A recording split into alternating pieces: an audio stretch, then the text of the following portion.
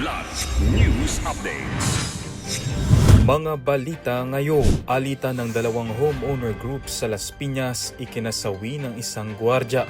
Granada sumabog sa harap ng ginagawang establishmento sa Basila, isa sugata. 4-day workweek para makatipid sa enerhiya, hinimok na pag-aralan ng Malacanang. Ako po si Cesar Soriano para ihatid ang mga nangungunang balita sa buong kapuluan. Ngayon, Patay ang isang 47 anyos na security guard habang nasa 10 ang nasugatan sa naging komprontasyon ng dalawang homeowner groups sa clubhouse ng BF Resort Village Homeowners Association Incorporated sa Las Piñas City. Ayon sa ulat, nag-ugat ang tensyon sa matagal ng alitan ng dalawang grupo.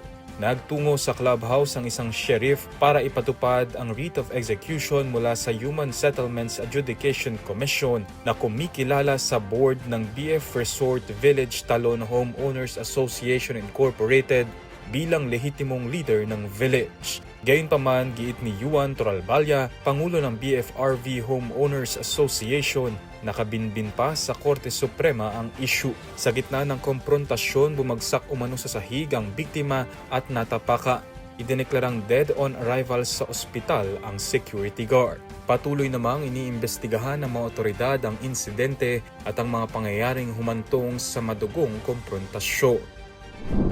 Isang granada ang sumabog sa harap ng bagong tayong fast food restaurant sa Barangay Malakas, Lamitan City, Basilan, pasado alas 7 ng gabi ng Marso 3, 4 na araw bago ang nakatakdang pagbubukas nito.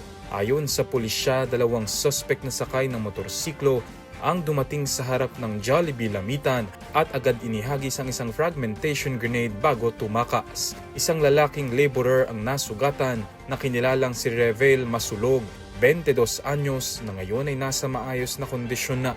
Nabasag naman ang isang bahagi ng glass wall ng establishmento. Politika at extortion ang dalawa sa pangunahing tinitignang motibo ng PNP. Nasecure na ng pulisya at militar ang lugar at patuloy ang investigasyon, kabilang ang pagsusuri sa CCTV upang matukoy ang mga salarin sa pag-atake. Bukas ang Malacanang na pag-aralan ang mungkahing 4-day workweek bilang bahagi ng pagtitipid sa gitna ng tumitinding tensyon sa pagitan ng Israel, US at Iran.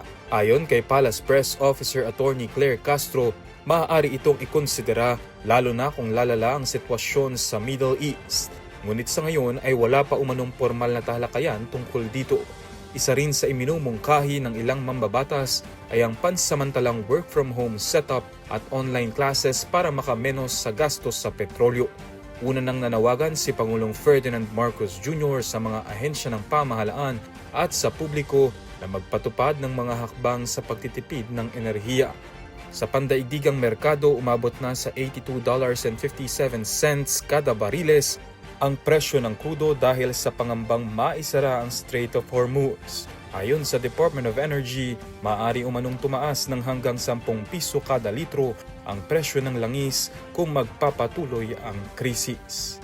Para sa Kidlat News Channel, ako si Renzo Lenon, nag-uula. ako po si Cesar Soriano, kasama nyo sa bawat pagputok ng balita.